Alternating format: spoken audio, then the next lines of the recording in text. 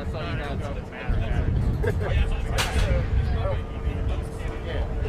He looked like he didn't, and I was like, oh.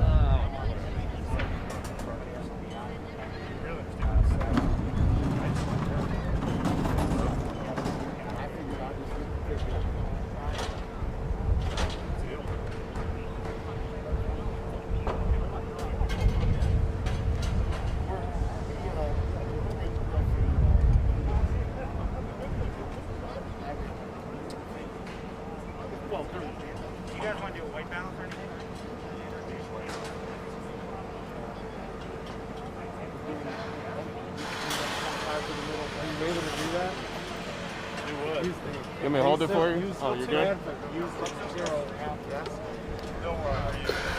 They'll take you there.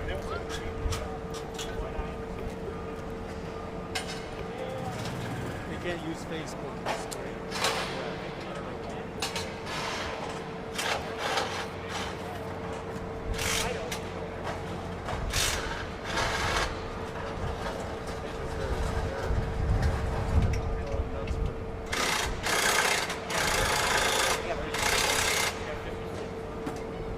Do you have the app on your what?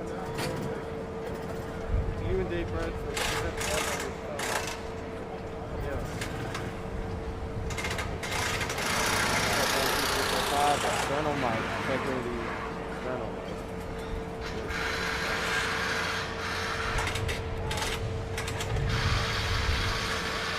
This is all just ridiculous.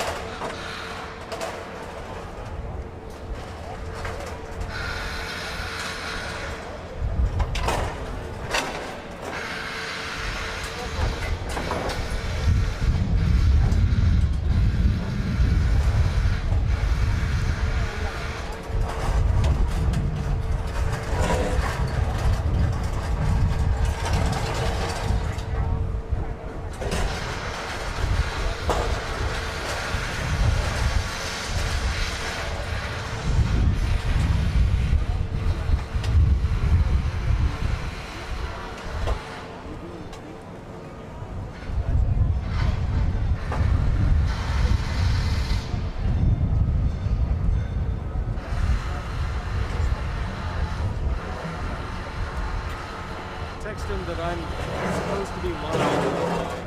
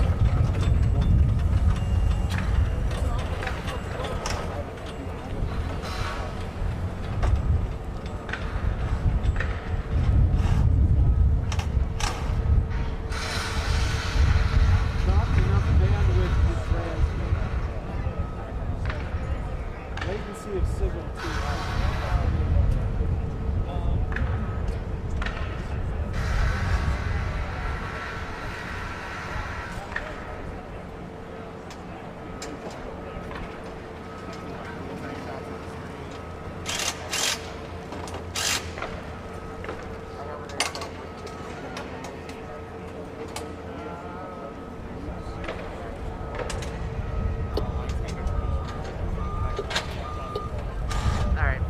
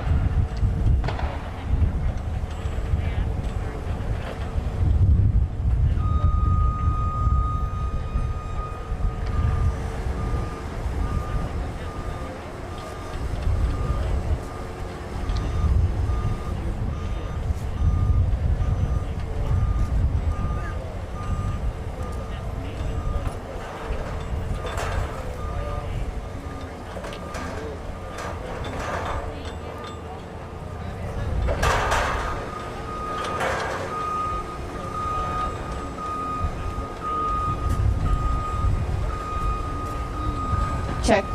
You guys can hear me good? I assume. Okay. Thanks everybody for coming. We have Eric Finkelstein here, our Senior Director of Event Planning for the NFL, and Heather Nanberg, Director of NFL Events. And I will hand it over to Eric.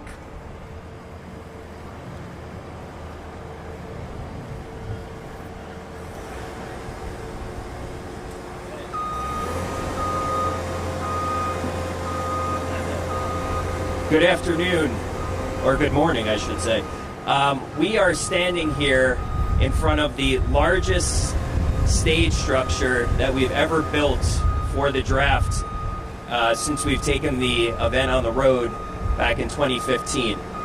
This is the main theater for the draft, where the commissioner will step up to the podium to welcome all the new players into the league starting on Thursday evening. So we started the build out, as you can imagine.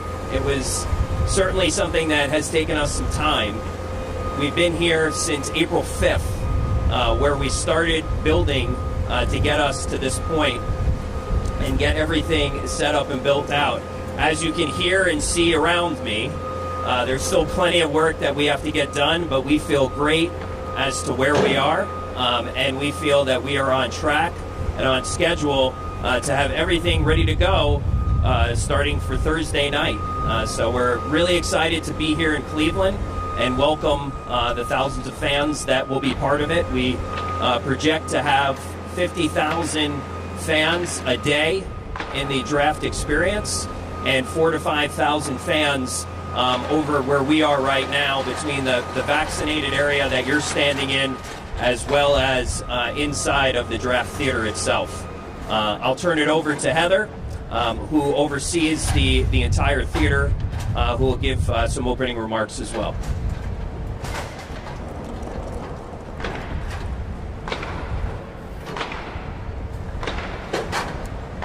Thanks, Eric. Hi, everyone. Thank you so much for coming out this morning on this amazing day here in Cleveland. Hoping the weather will stick with us. We're hearing some variables around that, but we will be ready. As Eric mentioned, this structure is the largest that we've ever put together for the draft theater and the main stage area. It is 95 feet tall, 220 feet wide, and 225 feet deep. So huge, tremendous structure. Really excited about that. And the main stage is comprised of our inner circle seating area in the front. So the inner circle will be representatives from all 32 of our teams. They had the opportunity to invite special fans who have contributed during or who are frontline workers who contributed during the pandemic, or really just their best fans. All the clubs made their selections and have invited those fans to come out. They will all be vaccinated, so that's why they're able to sit closer in proximity, and they will be right in front of the stage to be able to see all of the action on the stage all 3 days. In addition to that, we have some special guests seated to the right and the left inside the theater. Some of those are our NFL partners and others who have been invited. So as far as the area where you are standing right now, this is called our vaccinated fan zone. And this will be an area where we've worked closely with the Browns and Cleveland Sports Commission and local representatives to invite fans, Browns fans, frontline workers, and others to come out here if they're fully vaccinated, and they'll be able to watch all of the action up close here from the standing room only vaccinated fan zone. And as you can see too, all around us, from over this direction, right and left, you'll see the draft experience. So fans who are interested in checking out our football theme park, the draft experience, can download the NFL One Pass app to sign up for a session. We still do have some availability on there, so if you go to nfl.com/draft and download the NFL One Pass app, you can sign up for a session there. And when you are in the draft experience, if you sign up for session 2 or 3, there is the possibility that you may be able to access the vaccinated fan zone if you indicate that you have been vaccinated. So as you can tell, we're really trying to promote vaccination, make sure that we are also sharing, presenting best practices throughout this event. And health and safety has always been a non-negotiable with us, and through this COVID pandemic, all 32 teams have really gone above and beyond to make sure that we can still enjoy sports, we can bring live events back to fans in the safest way possible. Other things to talk through about the draft theater are we will have our main stage talent out there. So we have Kings of Leon opening up the draft on Thursday. So anybody who's in this area will be able to check that out. There are screens in the draft experience. So when you're in draft experience, even though you may not be right here in front, you'll still be able to be part of the action. On Friday, we have the Black Pumas performing after the draft. So really excited about that. And then Saturday, post-draft, we have Machine Gun Kelly, and expect a lot of excitement around fans coming out to check that out as well. So all 3 days of the draft will be really exciting. And then generally speaking, I know Browns fans and everyone else are super excited to come out and see the prospects get selected right there on that stage behind me. As you can see, we have a lot of LED going on here. We have approximately 400 LED fixtures and 22 million pixels of data going through there. So it should be a really monumental event, light up the whole skyline. City of Cleveland has been fantastic hosts to us so far, great partners, and we're just really thrilled and excited to be here. So hope fans will come out. We know football fans are tough, so regardless of the weather, hoping we'll see a lot of fans out here able to enjoy all the festivities all 3 days. So with that, I will turn it over to Morgan. Thanks, guys. We'll do a Q&A. Lexi is going to take this mic and bring it back to you all. I should have brought a second mic, so that's my bad. Didn't realize how loud it was going to be, but we're all good. So Lexi, if you have a question, you can raise your hand. Lexi will bring the mic back. She'll keep it in her hand.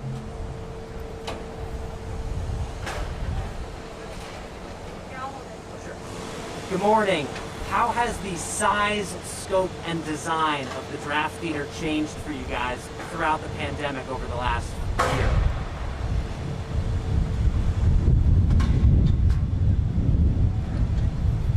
Well, I'll start off and then I'll let Heather speak as well. So one of the reasons why the stage or structure is as big as it is to make sure that we are able to follow all of the best practices that we need to in terms of distancing and otherwise. So that's one of the main reasons why we want to obviously make sure we can accommodate as many people as we can, so all 32 teams are represented, as Heather talked about with our inner circle presented by Subway. And we want to make sure that everyone has that safe environment. Everyone, regardless of vaccination, will also have to wear masks throughout the experience when they are part of the event, whether they're on the experience side or over here by the theater. Anything to add, Heather? Yeah, I was just going to say that it's such a good question, because when we started planning over 2 years ago, we couldn't have anticipated that we'd be in the current scenario that we're in now. So typically the draft is a free-flowing event between the draft experience and the main stage, and fans are able to flow through both. Unfortunately, based on our health and safety protocols, we are not able to set it up that way this year, but we think we've come up with a really great solution to be able to allow fans to access as much as possible. So really, really good question.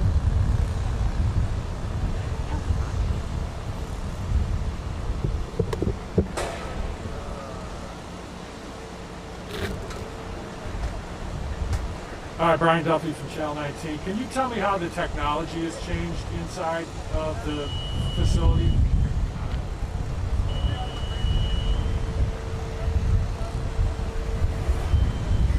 Well, we've certainly come a long way from being in a hotel ballroom when we started the draft back in Philadelphia in 1936. It's pretty amazing where we've come. But there is, as Heather had talked about, a significant amount of LED. We have more cabling and wiring than we know what to do with, just to make sure that we're able to be connected. You could see behind me there are 2 network sets that are going to be in there for ESPN NFL Network. ABC and College Game Day is right behind you guys amongst the other sets that we have out there, so plenty of coverage that are going to be happening here. You could see camera, cable cams, and other things. We're going to see the draft from every which angle.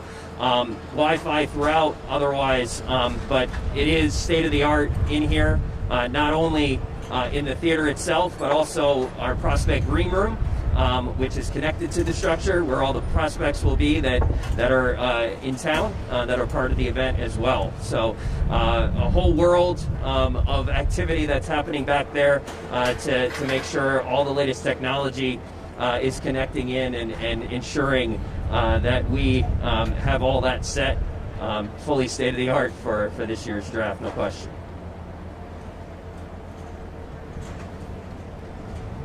Yeah, I would just add that last year's draft was so unique, having to do everything virtually, and there were some really cool moments where we got a lot closer to a lot of prospects, to some of our coaches and others who we got to see in their own homes. So we are looking to pull a lot of those kind of positives that came out of the virtual draft into this year's draft as well. There will be Zoom calls, there will be all 32 teams are picking virtually, so you may have noticed there isn't a selection square on site here, which is what we've done over the past few years, where the team reps from all 32 teams are present. They will each be set up. There is a process where each of them can set up either in their team facility or at another location of their choice in their hometown. So that is another difference that we had to make because of COVID protocols and health and safety for all.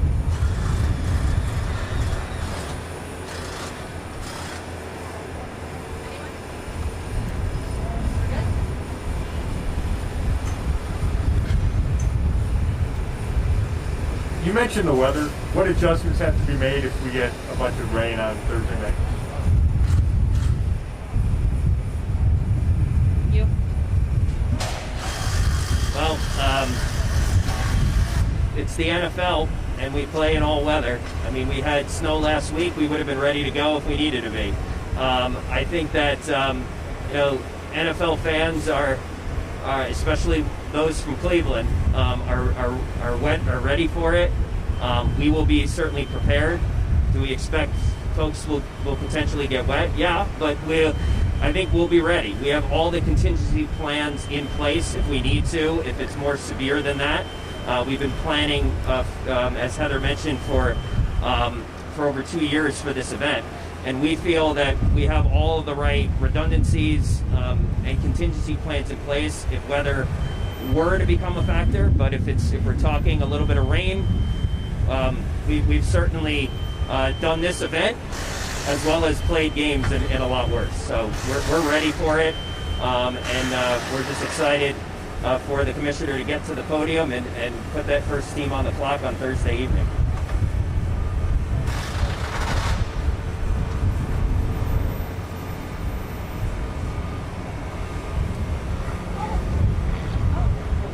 So there's a lot of attention here. Obviously, this morning our first look at the draft theater, but I'd like to talk about the footprint, the vast footprint here, and how this works with the plans and the expectations of keeping people safe and distanced and that kind of thing.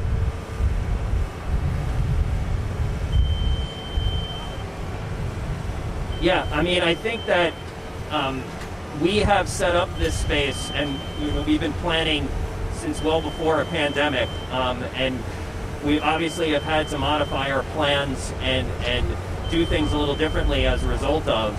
But we've been working very closely, not only with the CDC, but local and state health officials throughout this process to ensure that the way that we are setting things up meet all of the regulations and guidelines. We also want to make sure that we are promoting vaccinations. We want to make sure that people are aware of that. We have actually hot off the presses, we're going to be giving this sticker. The commissioner will be wearing one of these when he steps out onto the stage, as will all of the vaccinated fans that will be on site as part of the event. We are looking to ensure that we have the proper distancing where necessary. Obviously, it's different based on if they're vaccinated or not, but we feel that we have all of the necessary protocols in place. We know that things are ever changing and ever evolving by the minute, and we're constantly working with our health and safety side as well as all the state, local, and health officials as well as the CDC to ensure that that is always top of mind and paramount to everything that we're doing with our planning and how we are setting everything up for this event throughout the footprint. I have one more question.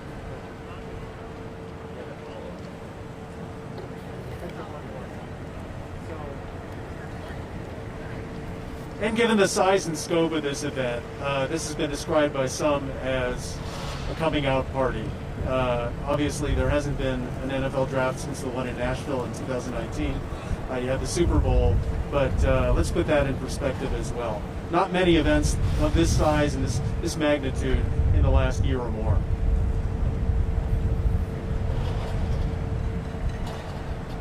Yes, an excellent point. That we have that opportunity to really be that light, hopefully, at the end of the tunnel. That we're from an event planning perspective, it's been great to be able to do the event in the way that we wanted in terms of the size and the scale, as you see around me. But it's something that with the vaccinations that we feel that this hopefully sets the tone for what the future holds for all of us. And so it's a very exciting time. I think it's certainly an evolving time, but we think that the draft really will hopefully set the tone for a lot more of events of this size and scale to come moving forward.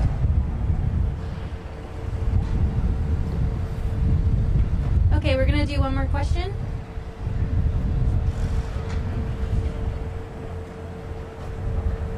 Just since taking the draft on the road the last few years, just what kind of imprints have the draft made on their respective communities that they're in every year, and what is the goal of bringing the draft to different communities and different cities?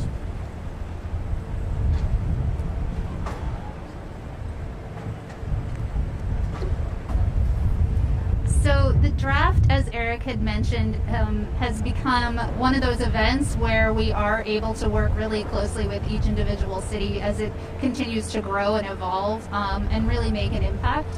Our community relations team works with the state and local communities to develop many different community-driven events that happen in tandem with the draft itself. So we are continuing to move the draft around because it does make such an impact on bringing fans into the local community and just really promoting each community to this huge national audience that we as the NFL have as a platform. One of the things that we are doing this year is bringing back the Draftathon. So Draftathon, as you may recall, happened on NFL.com last year, and we will be live. It will be running live this year as well on NFL.com, and we're going to be highlighting groups that have been most impacted by the pandemic. So we will be raising dollars for food insecurity, for digital divide, and other groups that are causes that our community relations team has been working closely with the local community to make sure that we are supporting and helping to develop. So it really is a great platform to not only promote vaccination in a broad sense, but also to give back to the community and make sure that we're listening to all of our players as they feel so passionately about so many local issues. So really teaming up with them to make sure that we're making a difference that way. So we do that through the Draftathon platform, which is on our social media area. And one other thing that I would add is one of the really special things about the draft itself is that there isn't a exact script or playbook as to how we bring this event to life. We really try to highlight and take on the personality of where we are. both through the style guide as well as the look and the feel of everything you see around you. We're really leaning into rock and roll, as you could probably tell, just from the look and feel of everything that we have going on around us. But every city is unique, and everyone brings new opportunities. So the event from where we were in some of the other cities is certainly a lot different from where we are here in Cleveland. But we're really excited to bring this to life in this great town that has so many diehard, passionate Browns and overall NFL fans. When we look at the ratings for the draft every year, Cleveland is always at the top in terms of folks tuning in and wanting to watch this event. So the fact that we get to bring it here and really bring it to life is really extra special for us to be able to do. And one of the great things about being able to bring this event around the country to all these great cities that we have. Thank you both. We're going to break and do some one-on-ones if you guys want to do any subsequent things with Eric, Heather. We also have Nikki Ewell here, who's another director of events. She's the head of our NFL Draft Experience area. If you guys want, you don't have to. You can stay put. If you want to spread a little more out on the sidewalk, that's fine. If you want to shoot B-roll, I advise you to stay on the sidewalk. You can also go in the grassy patch behind you, as well as that black riser is if you turn around and look, there's a ramp that goes up to it. You can walk up there and shoot B-roll if you'd like. Just please keep in mind this is an active roadway, so please stay out of the street. With that, we'll wrap this and flag me down if you would like to grab Heather or Eric. They'll be here for another 30 minutes or so. Thanks.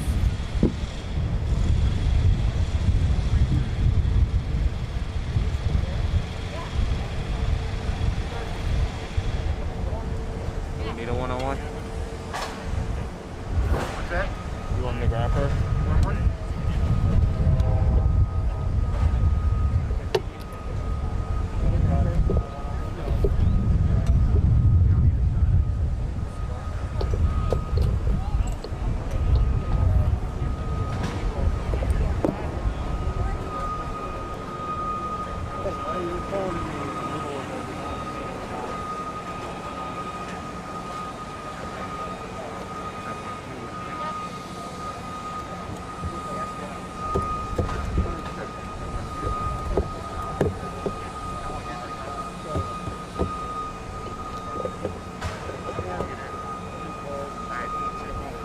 No, nothing yet. We're just fixing audio after coming off the mobile. What is that? Hardware? Yeah. We know that works. So here's the thing. You want to go ahead and make the right part. If they want to come in, doors or stuff. Check 1, 2. I'm clear. Tell me where you want me. Right there's fine, actually. Heather, let me just have your first and last name if you don't mind. I did from this spot. Heather Nanberg. N like Nancy, A, and again, B-E-R-G-A. Awesome. First of all, tell me about how excited you are to be in Cleveland and going through this planning process with some of the local people on what you really should do here. The locals have been phenomenal here in Cleveland. We've partnered with the Sports Commission as well as the Browns, and they have been able to really help us do a lot of outreach to the Browns fans and the local communities here. The whole way that we've set up this event has really been focused around setting something up that Browns fans can come out and enjoy around First Energy Stadium over here. And the local team here is the one who are working tirelessly to make sure that locals are the ones who get an opportunity to be out here in our vaccinated fan zone and over at the draft experience as well. Can you talk to me a little more about the vaccinated fan zone and how the separation will be a fenced off area with separation? Or how does that work? I'm not sure fans have heard that. Yeah, so the vaccinated fan zone is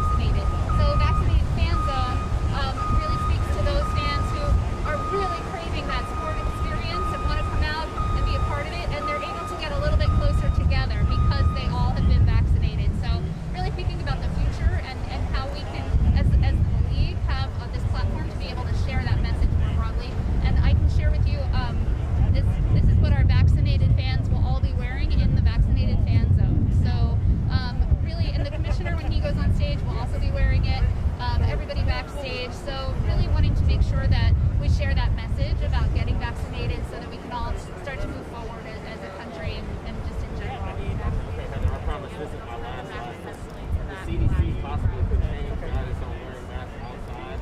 I think as soon as today, my last heard. So if that does happen, how does the NFL shape its plan on such short notice? Or do you just give that update as they do? Yeah, well, you know, what's been so unique about this draft is that we have had to continuously shift all of our planning. So we will continue to work with the CDC and the government officials, and we want to make it, you know, safety is a #1 priority for us, and we want all of our fans to feel comfortable coming out here. That's really what it's all about. So we will continue to work with the government and the CDC, and we have our own medical team as well to make sure that we're making proper decisions around what we can do for that. But you know, such short notice is no challenge for us because we've been doing that for the past couple months. Lots of shifts. And on a personal note, how excited are you to see this? Oh, it's so exciting. It's so exciting, and especially when you work on it for so long. All of this LED and this huge structure. I didn't get to share too much about the backstage area, but we have a prospect green room that has been provided by Lowe's. Really cool space for the prospects and their families to come and be here on site with us. So last year they all were in their homes. Really, to be a part of that moment is something so special. It's such a monumental moment in all of those players' lives, and they share it there with their grandma and their mom and their families, and it's really special to have them live here with us and to have them on stage with the commissioners. So that's really amazing, and I'm so excited. Thank you very much for your time. I appreciate it. Can I get a picture of that? Out of that though? Yeah. All the way back. Just hold it up. That's fine. Saying all the way we referencing the blacks to say about 100 yards, about 50 yards, about 50 yards back, and about 50 yards back. Thank you. Awesome. Thank you, Heather. I really appreciate your time. Thank you. This space would be here about 50 yards back. I just figured that's easier than trying to figure it out real quick. No, I didn't do that. Here. You're done, get her done. When in doubt, plug it in. That's what she said. Like yesterday, I was talking to Lowry after an assignment. I go, what's next?